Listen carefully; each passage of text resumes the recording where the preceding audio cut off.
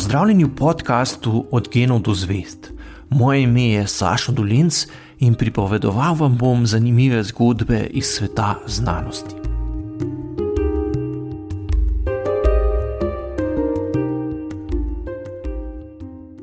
Leta 1952 je matematik Alan Turing policiji prijavil vlom v svojo hišo v Manchesteru. Tatovi mu sicer niso odnesli kaj dosti, zato se je sprva zdelo, da gre pri uradnem popisu tatvine zgolj za formalnost.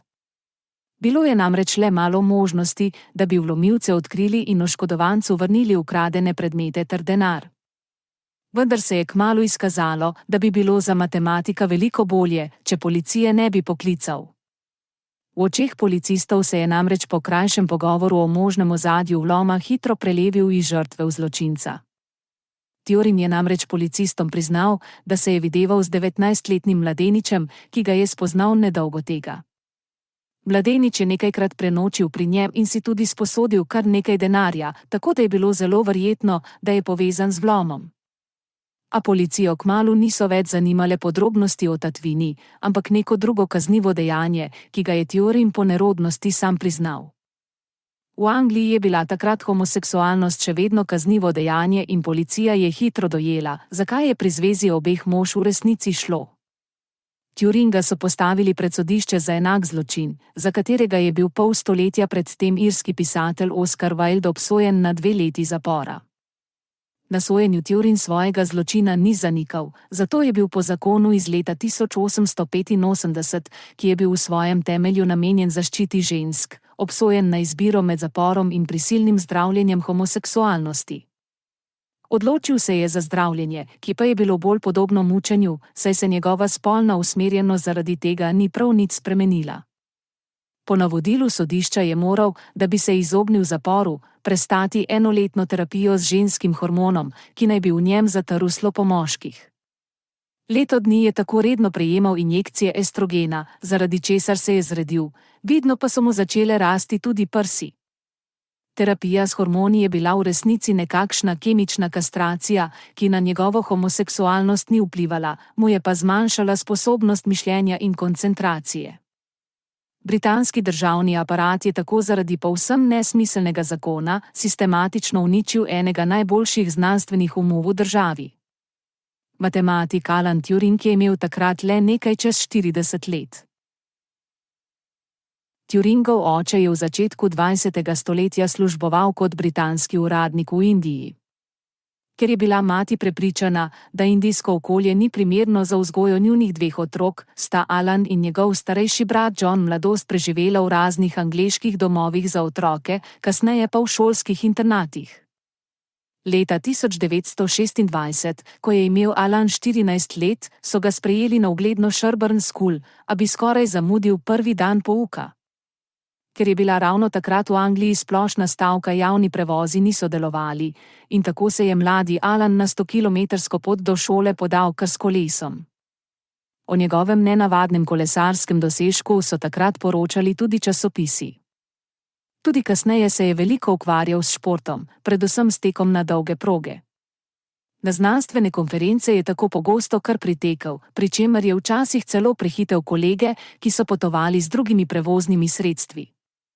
Postal je celo tako dober, da bi se leta 1948 lahko uvrstil v britansko olimpijsko ekipo, če ne bi bil ravno poškodovan. Alan je svojo homoseksualnost odkril že v najstniških letih, ko je bil tesno navezan na sošolca, ki je nato nenadoma umrl zaradi komplikacij pri zdravljenju tuberkuloze. Mladostna izguba dobrega prijatelja je oslabila njegovo vero. Postal je ateist in trdno prepričan, da morajo imeti vsi pojavi materialistično razlago. Tudi procesi, ki v možganih porajajo misli. Komu 2-krat ni uspelo pridobiti štipendije za prestižni Trinity College na univerzi Cambridge, se je odločil za King's College na isti univerzi, kjer je takrat poučeval slavni ekonomist John Maynard Keynes. Ker je ob koncu študija napisal zelo dober doktorat, so ga povabili, da kot učitelj in raziskovalec ostane na univerzi. Če ne bi bilo 2. svetovne vojne, bi verjetno tu še dolgo nadaljeval svojo akademsko kariero, a država ga je nujno potrebovala pri nekem drugem, za državno varnost zelo pomembnem projektu. Po doktoratu je za nekaj let odšel v ZDA na univerzo Princeton, vendar se je ob izbruhu druge svetovne vojne vrnil domov in začel delati v tajnem centru za dešifriranje imenovanem Bletchley Park. Tu so Britanci zbrali različne učenjake, šahovske mojstre in nasploh vse, ki bi lahko kakorkoli pomagali pri razvozlavanju nemške vojaške komunikacije. Dešifriranje sovražnikovih zakodiranih pisem je bilo še posebno težavno, saj je nemška vojska uporabljala posebno mehansko napravo, imenovano Enigma, ki je bila videti kot nekakšen pisalni stroj. Z napravo so lahko sporočila tako učinkovito zakodirali, da so bili prepričani, da jih ne more prebrati nihče, ki nima kodirnega ključa, tega pa so menjavali vsak dan. Kmalu po prihodu v Bletchley Park je Turing in sodelavci razvil elektromehanični stroj, s pomočjo katerega so lahko vsakodnevno zlomili nemško kodo in brali sporočila sovražne vojske. Še posebno pomembno je bilo, da jim je uspelo zlomiti tudi dodatno zavarovan kodirni sistem, ki so ga uporabljale nemške podmornice v Severnem Atlantiku.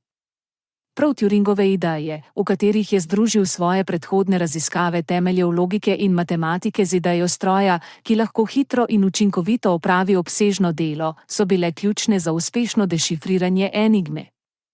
Kot mnogi veliki znanstveniki je bil tudi Turing svojevrsten posebnež. Na delo v Bletchley Park se je vozil s kolesom, pri čemer je imel na obraz nadeto plinsko masko, ki naj bi ga varovala pred cvetnim prahom. Svojo skodelico v sobi za čaj pa je z verigo pritrjeval na radiator, da mu je ne bi kdo odnesel. Dokler niso Britanci umaknili oznake tajnosti iz dokumentov o obstoju svojega velikega medvojnega projekta dešifriranja nemške vojaške komunikacije, je bil Alan Turing v javnosti znan predvsem po svojih dosežkih na področju matematične logike in teoretičnih osnovah umetne inteligence. Šele, ko so dokumenti postali javni, pa je postalo jasno, kako pomembno je vplival tudi na medvojno dogajanje. Po vojni se je vrnil v Cambridge, kjer se je nadejal, da se bo lahko v miru posvečal akademskemu delu. Pridružil se je skupini, ki je poskušala zgraditi delujoč prototip računalnika.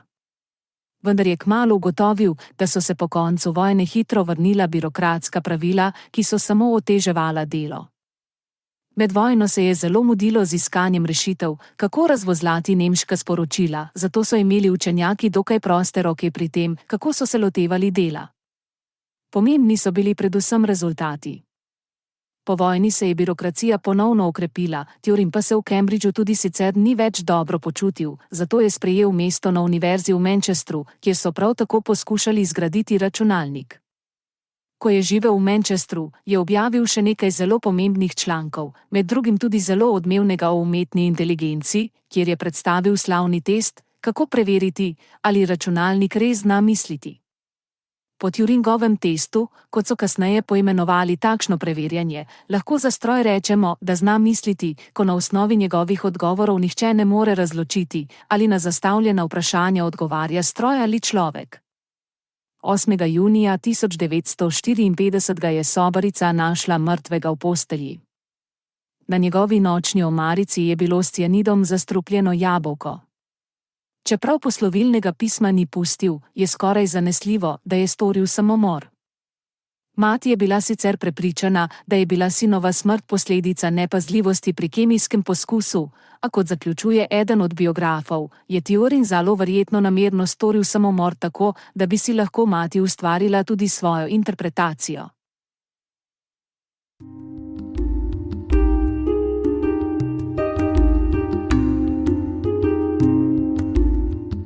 To je bil podcast Od genov do zvezd.